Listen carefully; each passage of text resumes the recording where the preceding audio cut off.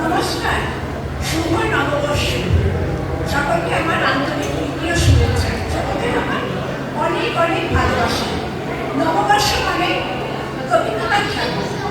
আজ আমি আপনাদের সামনে রবীন্দ্রনাথ ঠাকুরের একটা কবিতা আবৃত্তি হচ্ছে।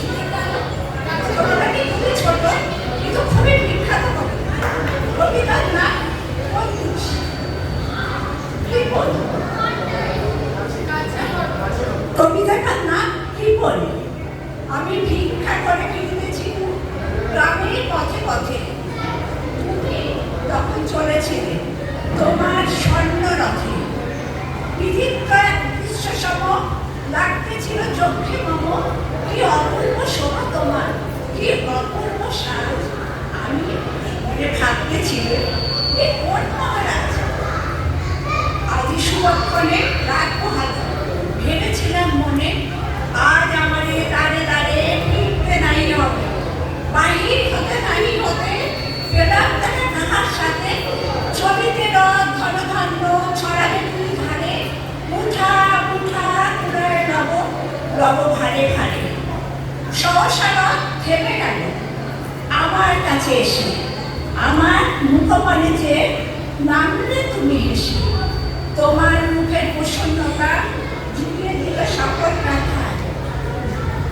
কিসের গাড়ি আদি লেখা তুমি অধীশ্বর, আমায় কিছু দাও বলে বাড়িয়ে দিলে হাত।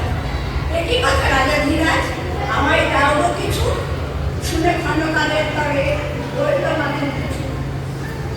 তোমার কি বা অভাব আছে ভিখারি ভিক্ষুকের কাছে, একে বল ছলনার বসে আমায় প্রবঞ্চনা। ছুরি হতে দিলেন তুলে একটি ছোট কণা, জবে ঘরে এসে বাক্যখানি আদায় করি। একই ভিক্ষা বাড়িয়ে একটি ছোট সোনার কণা দেখি। দিলেন যারা ভিখারিকে স্বর্ণ হয়ে এলো ফিরে, তখন কাঁধে চোখের জলে দুটি নয়ন ভরে। তোমায় কেন দিননি আমার সকল শূন্য করে, তখন কাঁধে চোখের জলে দুটি নয়ন ভরে। তোমায় কেন দিননি আমার সকল শূন্য করে।